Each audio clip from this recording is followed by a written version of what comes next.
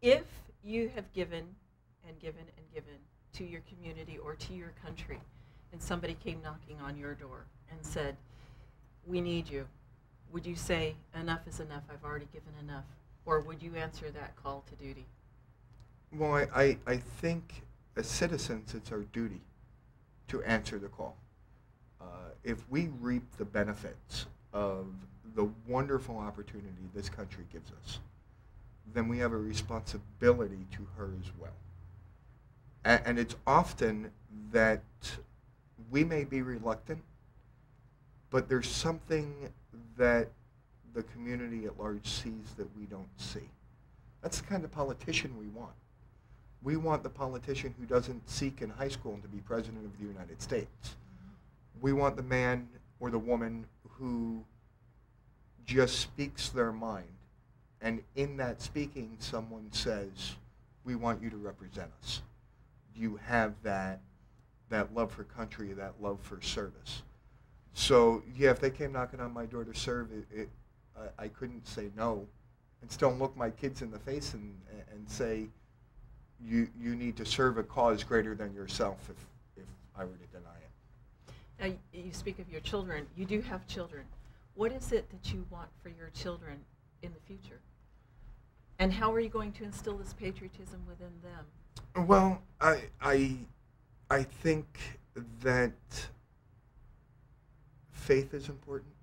I think that believing in something bigger than yourself is important. I believe recognizing those around you. You know, the first time my son met my brother, I think I introduced him as a hero. And my son looked at me all strange. And I later explained it to him. That he, you know, you got to put it in 3-year-old terms. Mm-hmm. He was an army man, and he defended this country. That's a hero. It's not being afraid to talk about it when they're young, because by the time they become teenagers, you kind of lose if you're a parent, you know, you lose that attention span. Their friends become more important. So, I mean, believe it or not, you know, I'm an awful singer, but at night I will hold my son to my chest and at times sing lullabies and at times sing the national anthem. It starts early. I'm sure you're a hero to your son.